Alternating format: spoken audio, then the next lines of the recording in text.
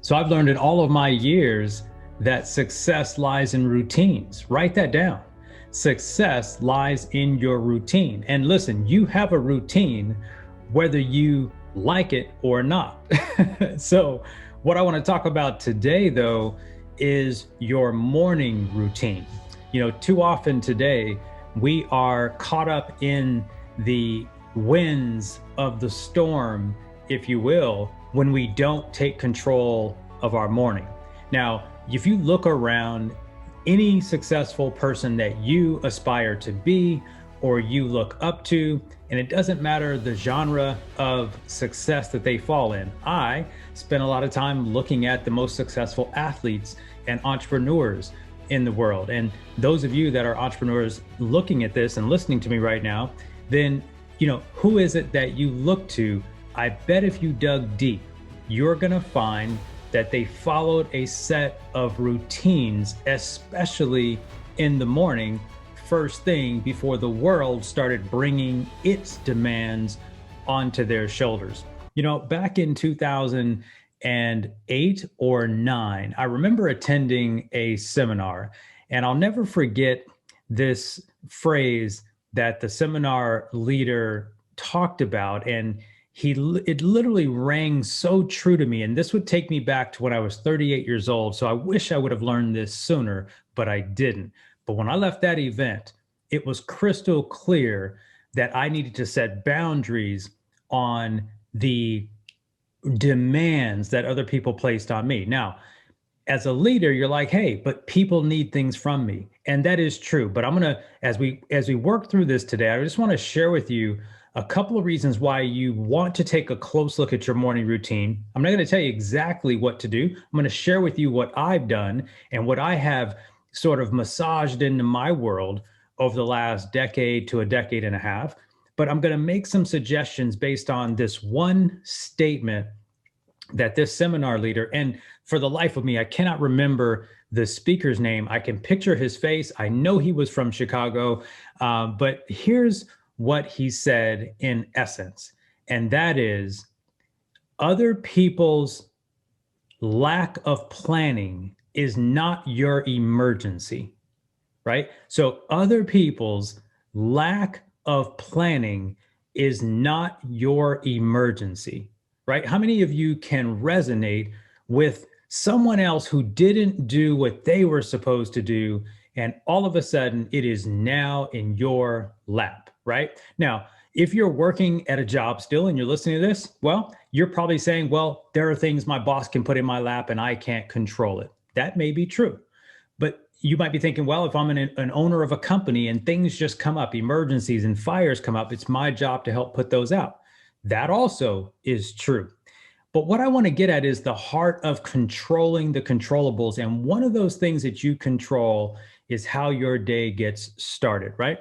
So why is this so important, right? Let's talk about the downsides of not really having a morning routine. Now, some of you here are parents with young children. Some of you are owning multiple companies. Some of you are working your business on the side after your primary job. Some of you listen to this are students who are just trying to manage the priorities of getting through school, the demands of classes, and maybe you're taking care of a family member or a sibling, or you still have to maintain a job. All I'm getting at in this context is by starting the day with a dedicated process, a dedicated routine or system, it's going to give you more energy. It's going to give you more forward thinking throughout the day. It's going to give you a positive attitude towards winning the day, no matter what happens. We all know that things come up throughout the day. And I'm going to get to my points here in just a moment, but I really want to drill this in.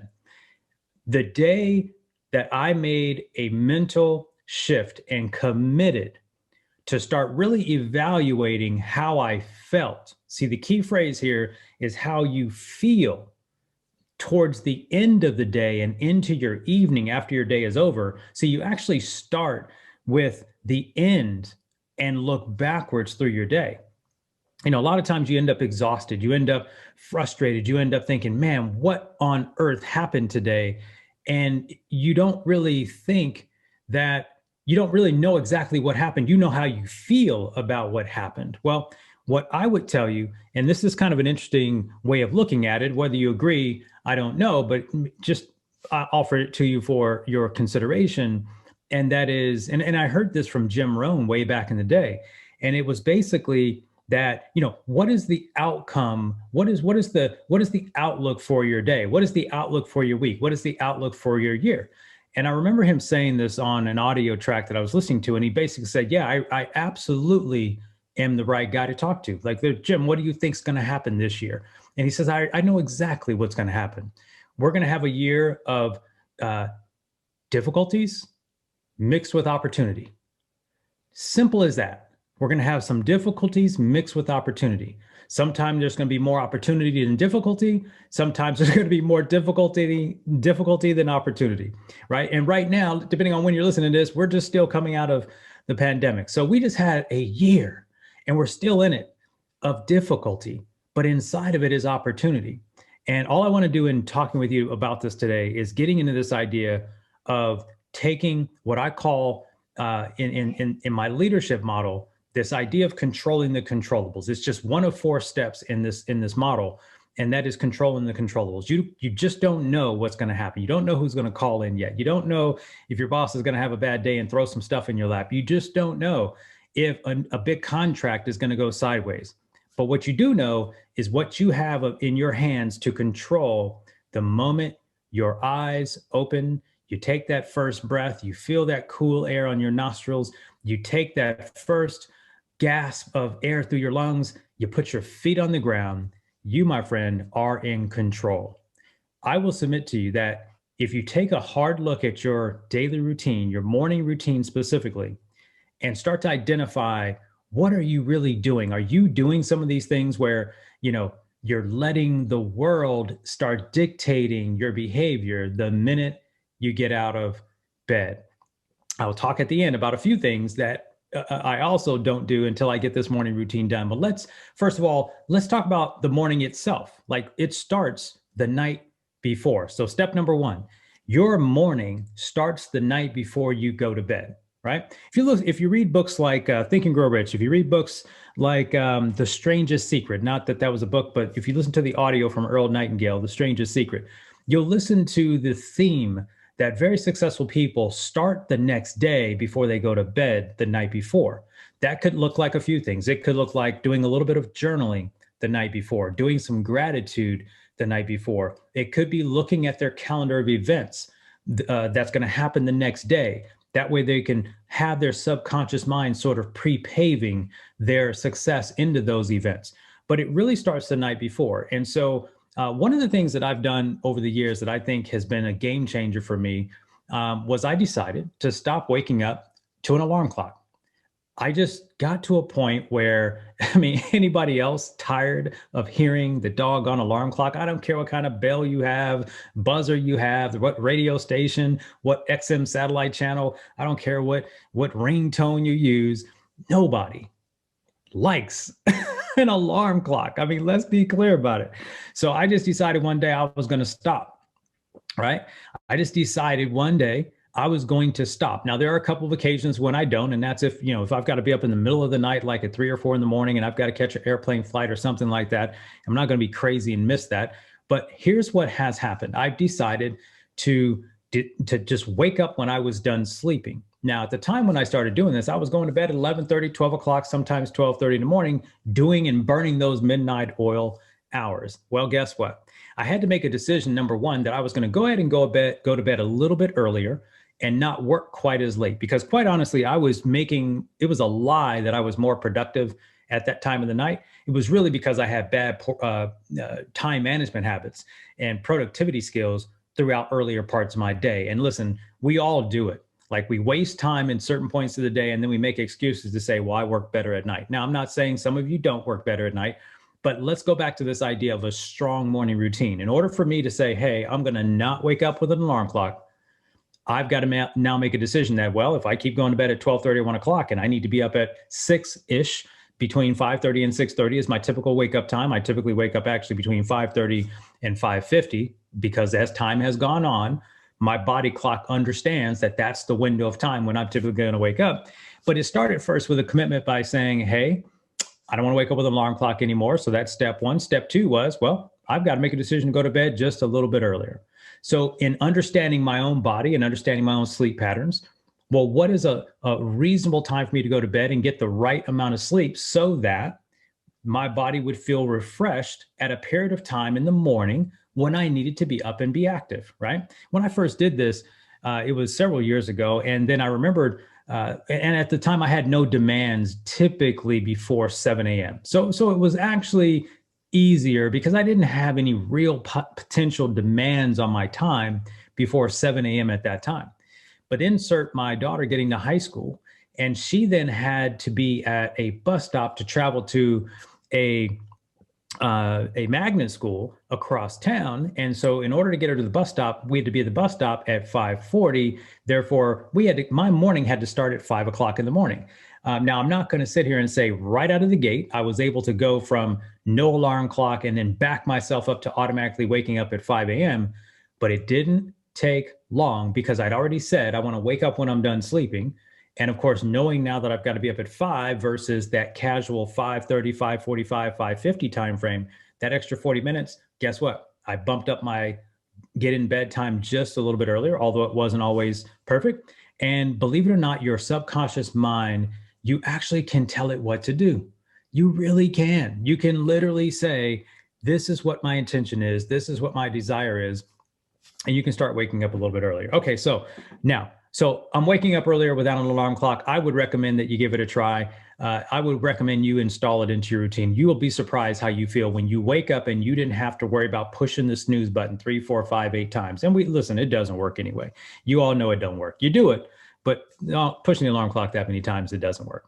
Okay, first of all, what do I do when I first get out of bed? How do I make sure the first couple of hours of my morning go my way before the world gets to have its way with me, right? If you're an entrepreneur like I am, I run a busy company. I've got a team that's virtual, that's international. I've got demands. I run this podcast. I've got a coaching business, right? So listen, you're all busy. I get it. You're all busy. All I'm saying is, how do we make sure that we carve out a couple of hours to ourselves?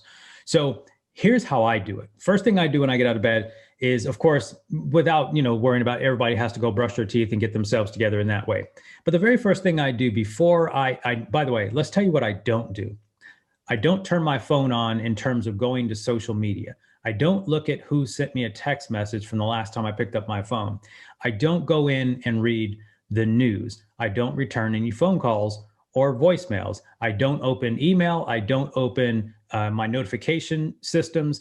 I open nothing. I go straight to one of two places. I either go straight into my meditation app, which I use a couple, but the one that's most popular for me right now is the Insight Timer app, and it's available. I'm on an iPhone, so that's in the iOS store. I'm not quite sure if it's in the Google Play Store, but I'm imagining it might be. Or I go to Spotify, and I've got a number of meditation Spotify playlists. And what I usually do very first thing without fail, now there are some days that I miss just due to maybe if I've slept too late or for whatever reason my time didn't allow, I will give myself a 15 to 20 minute period of silence and just go through a meditation. Sometimes it's a guided meditation. Other times it's just the sounds of nature. Sometimes it's the sound of the ocean. I'm going through a 15-minute window where I can just breathe and I can just relax into the day. I can suspend thought. Some people say, well, Darrell, you just woke up. What the heck could you be thinking about? Well, if you've ever read the book, and I'd encourage that you do, The Untethered Soul by Michael Singer is one of the book that I'm currently reading. It's a fascinating discovery into knowing the self. And I can't get into all of it, but basically, I'd encourage you to pick up The Untethered Soul. You ever heard that little voice in your head, but you didn't say it because your mouth wasn't moving? That is what this book is talking about. It's talking about that chatter that goes on in your head that usually starts the minute you get out of bed. Oh, I was supposed to call Mike or Susie or Fred, and I got this meeting at 12. And I was supposed to get this report done, but your mouth hasn't moved. You know what I'm talking about? That sound, the words are crystal clear, but your mouth isn't moving. That's what this book is talking about, that the discovery of that journey beyond you. So, but anyway, so this is what the meditation practice is for me. And listen, I got to tell you, I started meditation in 2010. I'm 10, 11 years into it now, and I do not pretend to be an expert at it. I do not pretend to have it all the way down. What I do is I do it consistently. There are some days that feel better than others, but I stay consistent to the practice. I do it in the morning and I do it at night in some cases as well. So step one in my morning routine, before I give anyone any time, any energy, I'm going to spend 15 or 20 minutes or so in meditation. Next thing I'm going to do is I usually switch over to YouTube, and I will go grab a motivational track of some sort. That I follow lots of channels. And it could be an entrepreneurial channel. It could be a spiritual channel. It could be a teaching channel. And I also like to listen to books on Audible. So I might at that time turn on a learning segment where I can do some learning, but at the same time, I'm double dipping my time, and I'm starting to do some stretches usually in the morning. I'm starting to do some stretches. I'm starting to stretch my hamstrings. I usually get out my foam roller. I get out my mat. I get out and I stretch my lower back, my lumbar. I stretch my quads, my hamstrings. I do a little downward dog, a little bit of yoga posing. Listen, again, I'm not a yoga instructor of any kind. I've just incorporated its benefits into some of my routines. And I really just spend about the next 10, 15 minutes getting my stretch on. And I try to just loosen up my body. 22 years now, I've worked at a desk or worked in a seat all day at a computer. And, look, I turned 50, and your body just doesn't, you're not naturally in a natural position when you're sitting all day, right? Your glutes get tight, your hamstrings get tight, your back gets sore. I go get massages on a regular basis, but even my massage therapist, as many times as she may see me, she'll be like, dude, your back is a mess. And so, we have this posture problem from sitting at desks all day. And so this is what I do for another little 15 or 20 minute window of time. So I'm going from my meditation, I'm going right into the body stretching and opening up my body for activity that day, right? This is not a workout. This is stretching. I'm breathing, I'm stretching, I'm relaxing, and I'm also taking in some information, a little bit of a learning modality. I'll transition at that point to my office for a little while, and I'll open up my journal or my day planner, which right now I'm using the Self Journal by the Best Self Company. I've also used plenty of other productivity planners, the 5-minute journal. I've used Michael Hyatt's focus planner. Obviously, I'm a student of Brendon Bouchard's. I use his productivity planner, his high performance planner. I go through different planners because I'm just like that. I like to try different things and test things out. But I'll go through, and first thing I'll do is I'll write down 3 things that I'm grateful for that day. 3 things that I'm grateful for. And those 3 things go in the top left corner of my little journal, and it just gives me a nice little set for the day.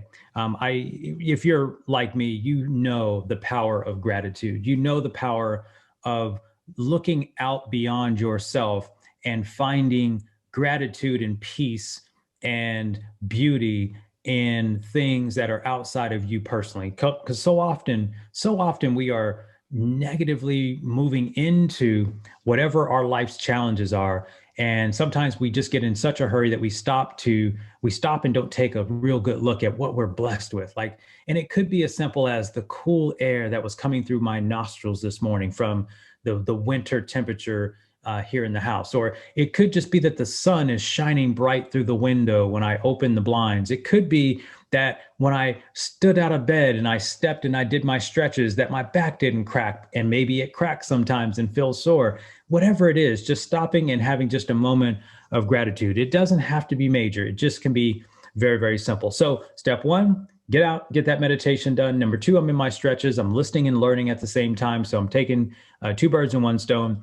I'm then doing this little early morning gratitude session. And then immediately what I've done, and this is a newer practice for me, I've gotten in the habit of writing my goals down every single day. Now, I've always been a goals person. I've always written my goals at the beginning of the year, reviewing them weekly, quarterly, that kind of stuff. And recently I just started writing them down every single day on the right-hand side of my planner. And I also write an affirmation to myself to start the day. So I write an affirmation to myself to start the day. Now, that affirmation is sort of an internal self-talk for me before, again, I ever get out into the world. And that item could be something that I may write that multiple times throughout the year, but it's not something that has to be unique 365 days a year. What does that do for me? Well, it basically allows me to have a little bit of a motivational talk with me about who I am before I get into the battle of the world, right? If I get on the phone and first thing is I've got to deal with a difficult client or a difficult negotiation and it's heated or it's all of the things that we normally come to think about. But if I just spend a little bit of time and say, hey, I am capable, I am prosperous, I am abundant, I am positively impacting people that come in contact with me today, I am healthy and well, I am a child of God, I am a great parent. I just want to say something to myself, depending on what I'm feeling in that moment, and give myself an I am pat on the back and get myself going. Okay, next. This is not necessarily in the exact order, but because I don't always jump into my workout next, but on not every day of the week, but I am probably 4 days a week. That is my goal. 4 days a week, I'm looking for some sort of high intensity interval training. High intensity interval training. This is not to knock walking or anything else, but I particularly enjoy high intensity interval training. It comes in all shapes, sizes, and colors. I'm not here to talk about exactly what you should do. You definitely need to check with your physician, whoever, your healthcare provider, before you get into it. But again, I'm a very sedentary guy in my work and business life. So I have to look for ways and reasons to move my body, right? I've got to find ways to move. And then, of course, the pandemic hit, and now going to the office was even out because we shut our office down. And because our business was able to adapt to complete virtual production, our office is closed permanently. Like, we've given the office away to another company, so we can't even go back if we wanted to. So what I noticed, and this has been going on for years, but one of the things that I've noticed is that I have to purposefully get my body moving. And this does a lot. Like, I'm not the physical exercise expert. I've got tons of people around me who I'm a coach, who coach me through my own physical exercise routines. But for me, and I'm working out at home, there's a lot of things going on with gyms being closed or having limited. So I've been working out at home for over 10 years, way before this whole thing with the pandemic started. And I use a very simple program called Beachbody On Demand. Now, Beachbody is a company that's been around. If you've ever heard of P90X or Insanity or any of those programs, they used to come out on DVDs. Well, they transitioned everything to online, basically like Netflix. So I pay $100 a year or $110 a year, and I can work out to any number of 40 something different full-fledged programs. And so, but 4 days a week, I'm gonna get in before my day gets carried away. I'm gonna get in 4 days a week of some high intensity interval training. That's gonna get my heart rate up. It's going to get my cardiovascular system moving. It's going to help me build muscle. And again, as a sedentary guy, the rest of the day, I'm likely to be sitting or standing, depending on what I'm doing, if I'm moving around. But that's another piece of that morning routine. I hope you're picking up some thoughts and ideas here. Maybe you're already doing some of these. This is certainly not me suggesting that you're not, but maybe you'll hear a couple of distinctions here that will give you a framework. The next thing that I got to do before I get going, and I hear a lot of people debate this topic, and that is I need a good breakfast. I need a good breakfast. It just powers me through the day. Now, there's a lot of people out there in the intermittent fasting community, and they'll not eat until noon or 1 o'clock and then do that. Listen, I'm not here to debate what your diet protocol is, etc. I'm suggesting, for me, when I run like today, I'm coming off 8 meetings today before I record this show for you, right? 8 meetings before we jump in and record this show.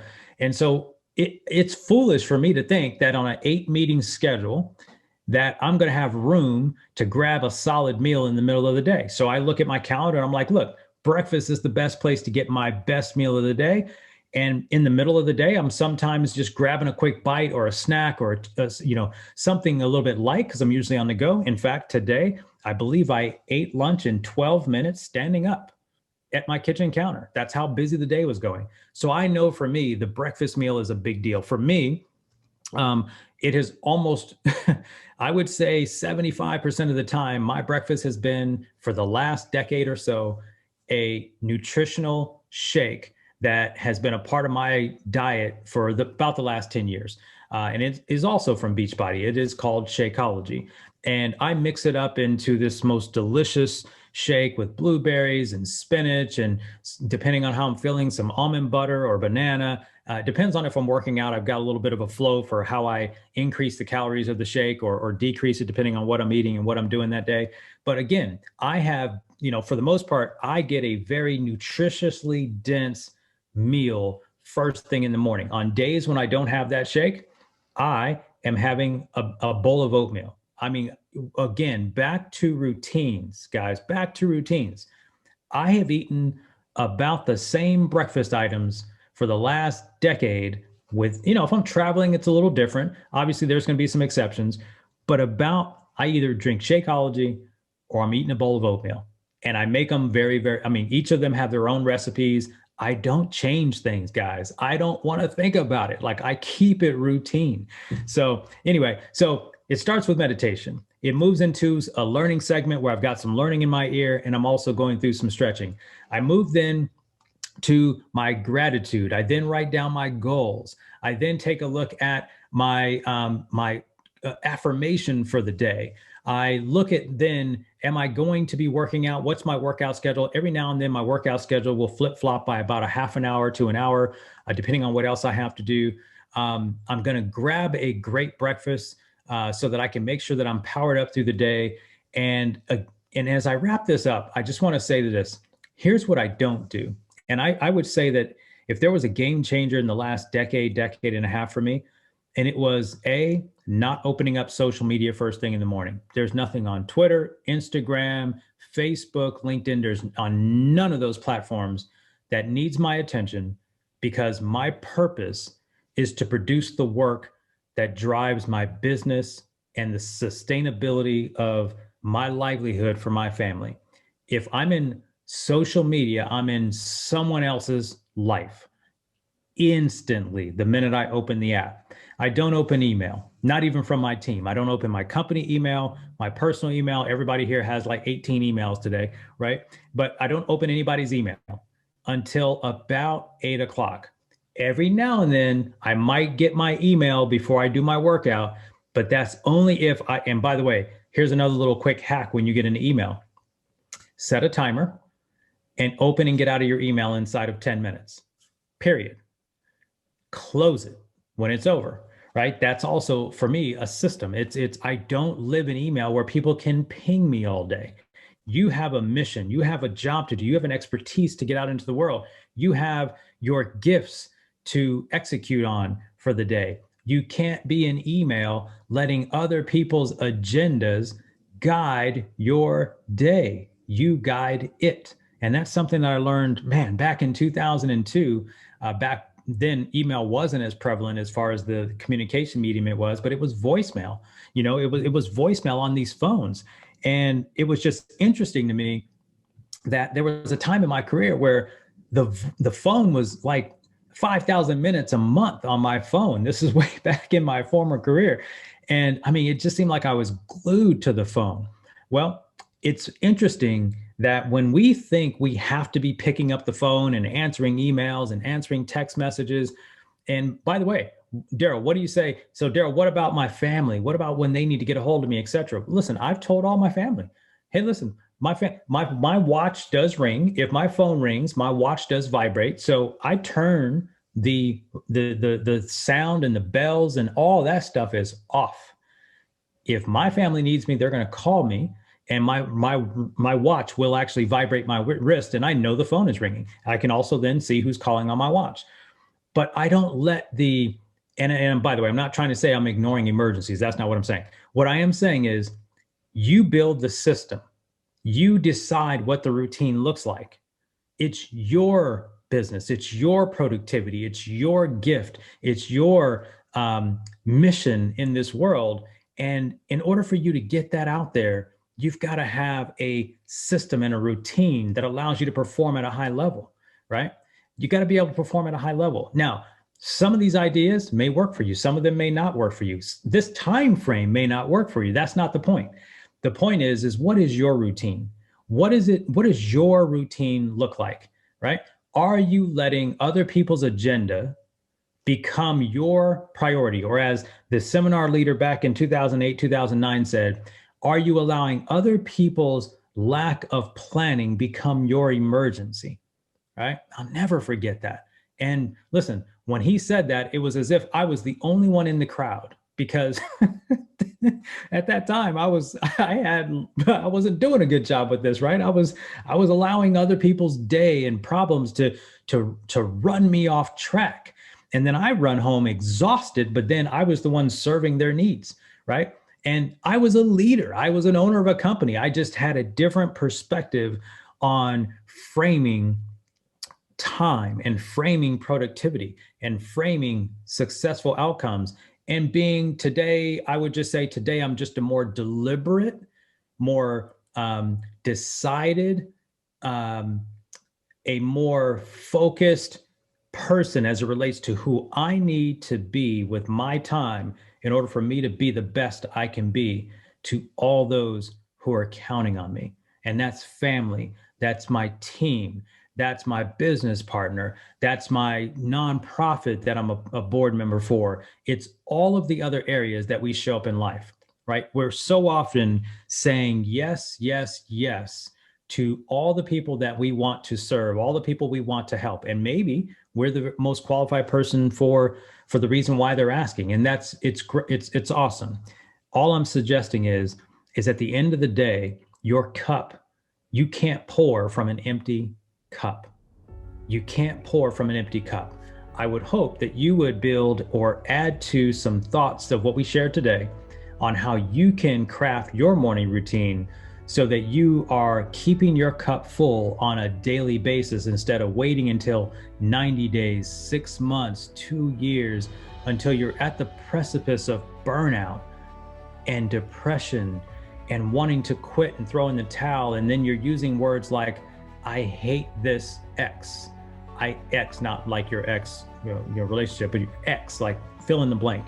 I hate this blank.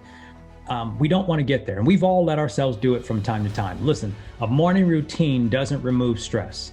A morning routine doesn't remove emergencies. A morning routine doesn't erase or mitigate the challenges of success, the challenges of being a high performer, the challenges of growing an enterprise, the challenges of raising great kids, the challenges of being a great partner or spouse, the challenges of being a better you. But if you've been around me for any length of time, you will always hear me say that the greatest project you can ever work on is you. The morning routine is one of those projects that you can work on for you.